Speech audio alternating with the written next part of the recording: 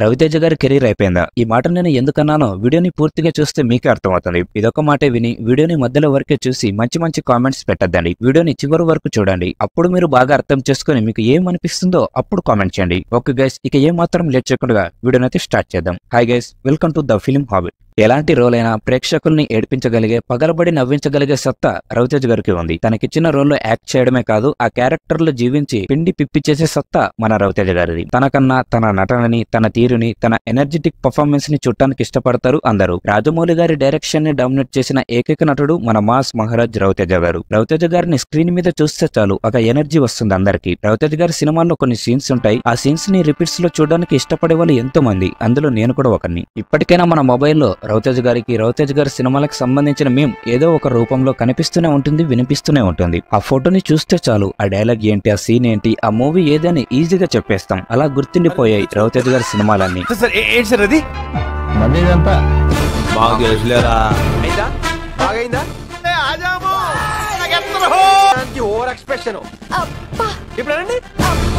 ఇచ్చిన మాట నిలబెట్టుకోకుండా ఎక్కడ తలదించుకోవచ్చు వస్తుందో అని అనుక్షణం నిన్ను కొట్టినా కుక్కను కొట్టినా ఒకటే.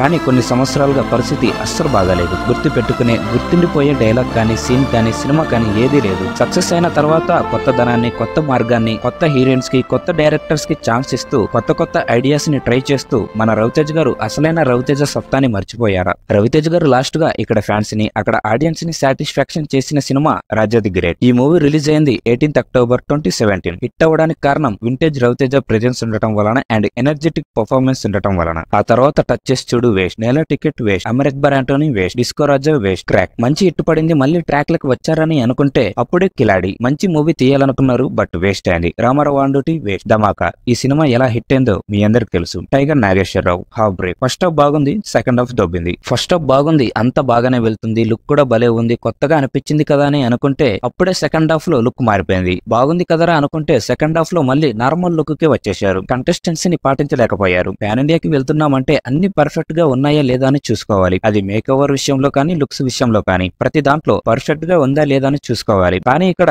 లుక్స్ విషయంలోనే సరిగ్గా చూసుకోలేకపోయారు. సెకండ్ హాఫ్ లో అది ఇది అని గందరగోళం చేసి క్లైమాక్స్ అని చెడదబ్బారు. ఈగల్ వేస్ట్. సినిమాలో ఎలివేషన్స్ ఉండాలి కానీ ఎలివేషన్స్ సినిమా అవ్వకూడదు. అసలు మేక్ ఓవర్ ఏంటంటే బాబాయ్, అసలు ఆ మూవీకి అంత మేక్ ఓవర్ అవసరమా చెప్పండి? అక్కడ ఉన్న స్టోరీ ప్రకారంగా, వాళ్ళు చూపించిన ప్రకారంగా అంత మేక్ ఓవర్ అస్సలు అవసరం లేదు. అండ్ సినిమాలో హీరోని చంపడానికి వచ్చిన ప్రతి ఒక్కరూ హీరో చేతిలో చనిపోతారు. కానీ మన హీరోకి ఏమీ కాదు. సినిమా మొత్తంలో ఒక్క బుల్లెట్ తగులుతుంది అనుకుంటా, అంతే. వన్ సైడ్ కొట్టుడు. ముందు చెప్పుకున్నట్టుగానే అవసరం లేని ఎలివేషన్స్. మిస్టర్ బచ్చన్ అసలు ఏం తీయాలనుకున్నారు, ఏం చూపించాలనుకున్నారో నాకైతే అర్థం కావడం లేదు. మూవీలో ఎక్కడైనా ఒక ఇంట్రెస్టింగ్ పాయింట్ తగులుతుందంటే లేదు. ఇదంతా వదిలేయండి. ఆ రైడ్ చేసేదైనా మంచిగా ఇంట్రెస్టింగ్ గా చూపించారా? లేదు. మన హీరో తన తెలివితో వాటన్నిటినీ కనుక్కుంటుంటే మనకి మంచి ఫీల్ వస్తుంది. కానీ అక్కడ అవ్వ దగ్గరికి వెళ్ళటం ఏంటి, దాన్ని తెలుసుకోవడం కోసం ఆ డాన్సులు ఏంటి? అలాగే చమక్ చంద్ర గారు ఏం చెప్తే అది పలగొడతారు. అతనేమన్నా తిక్కోడా? వాళ్ళ నాన్న ఏం చేస్తున్నాడో తెలుసు, బ్లాక్ మనీ గురించి తెలుసు, సెకండ్ సెటప్ కూడా ఉంది. మళ్ళీ ఆ సెకండ్ సెటప్ కి లక్షలు లక్షలు పంపిస్తుంటాడు. ఇంత లోక జ్ఞానం ఉన్న వ్యక్తి, సెకండ్ సెటప్ ని కూడా పెట్టుకున్న వ్యక్తి మన హీరో ఏం చెప్తే అది పలగొడతాడు.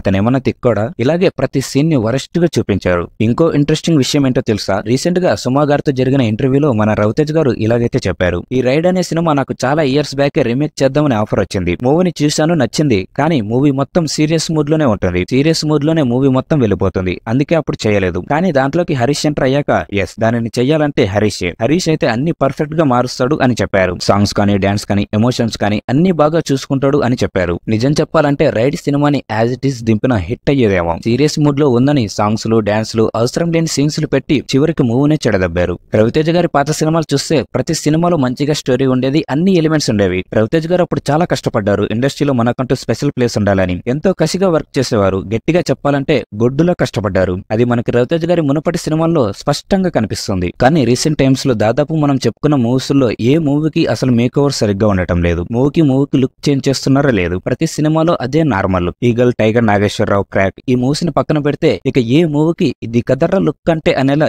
ఏదీ ఉండదు. ప్రతి సినిమాలో అదే నార్మల్. కొన్ని మూవీస్ కి అయితే అసలు ప్రాపర్ స్టోరీనే ఉండటం లేదు. ఇక ఇలానే చేసుకుంటూ వెళ్ళిపోతే నిజంగానే రవితేజ గారి గారి కెరీర్ అయిపోతుంది. మీ మూవీస్ వల్ల, మీ క్యారెక్టర్ వల్ల ప్రతి ఒక్కరు మీకు కనెక్ట్ అయ్యారు. తెలియకుండానే మీరంటే ఇష్టంగా మారిపోయారు తెలుగు ప్రేక్షకులందరికీ. ఫ్లాప్ తర్వాత ఇంకో ఫ్లాప్, ఫ్లాప్ తర్వాత మళ్ళీ ఇంకో ఫ్లాప్ ఇచ్చినా మీ మీదున్న ప్రేమతో ఈసారి ఖచ్చితంగా కంబ్యాక్ ఇస్తారని టికెట్ తీసుకుని మళ్ళీ థియేటర్ కి వస్తున్నారు. కానీ మీరు అదే డిసప్పాయింట్ ఇస్తున్నారు. ఇలాగే ఇంకో 2-3 మూవీస్ కి జరిగితే మీ మూవీస్ కి థియేటర్ కి రావడం కూడా మానేస్తారు. ఫ్యాన్స్ వస్తారు, ఫ్యాన్స్ వస్తే మూవీ హిట్ అవ్వదు కదా. మరి ఈ ఫ్లాప్స్ నుంచి ఎలా బయటపడాలంటే రీసెర్చ్ అవరు. ప్రాపర్ రీసెర్చ్ చేస్తే ఖచ్చితంగా ఈ ఫ్లాప్స్ నుంచి బయటపడతారు. ఇక్కడ ఫ్యాన్స్ ని, అక్కడ సినిమా ప్రేక్షకుల్ని రవితేజ గారు డిసప్పాయింట్ చేయడానికి మెయిన్ రీజన్ ప్రాపర్ రీసెర్చ్ చేయకపోవడమే. రవితేజ గారు రీసెర్చ్ చేయడానికి టైం ని ఇన్వెస్ట్ చేయడం లేదు. కొత్త హీరోసే 2 ఫ్లాప్స్ ని చూడగానే టైం తీసుకుని ఏ మిస్టేక్ జరిగిందని తెలుసుకొని మంచి కంటెంట్ తో వస్తున్నారు. ఎగ్జాంపుల్ కి శ్రీ విష్ణు గారు గాని, కిరణ్ అబ్బవరం గారు గాని. శ్రీ విష్ణు గారు 2-3 ఫ్లాప్స్ ని చూడగానే టైం తీసుకుని నెక్స్ట్ మూవీకి ప్రతి దాంట్లో ఆయనే దగ్గర ఉండి చూసుకుంటూ సామాజ వర్గమును మూవీని తీశారు. ఆ తర్వాత మూవీ ఎంత పెద్ద బ్లాక్ బస్టర్ అయిందో నేను చెప్పక్కర్లేదు. కిరణ్ అబ్బవరం గారు రీసెంట్ గా ఫ్లాప్స్ ని చూసిన ఆయన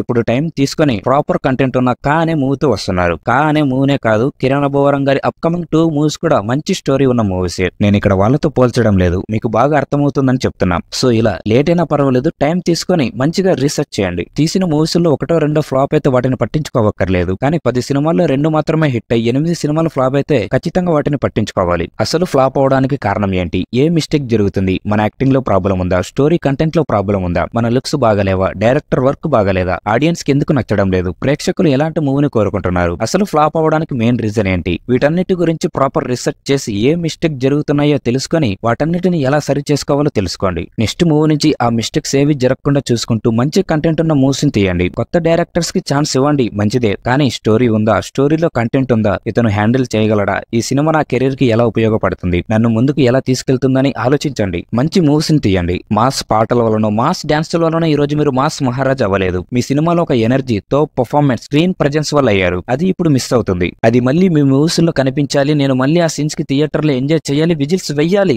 లేట్ అయినా పర్వాలేదు, మంచి కంటెంట్ ఉన్న మూవీస్ ని తీయండి. రీసెర్చ్ చేయండి, మా ముందుకు తీసుకురండి. ఇదే నా విన్నపం. ఇదేదో మిమ్మల్ని అనాలనో లేదా వేరే విధంగా అనాలనో చేయలేదు. మీలాంటి యాక్టర్ సినిమాలు ఫ్లాప్ అవ్వడం చెల్లక ఆ బాధ నుంచి వచ్చిన ఒక ఆవేదనే ఈ వీడియో, అంతే తప్ప ఇంకేమీ లేదు.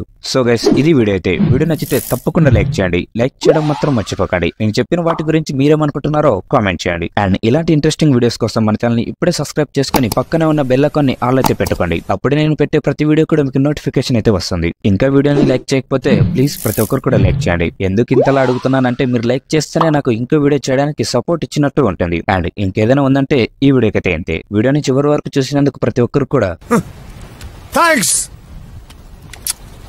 Love you. మళ్ళీ మంచి వీడియోతో మళ్ళీ కలుద్దాం.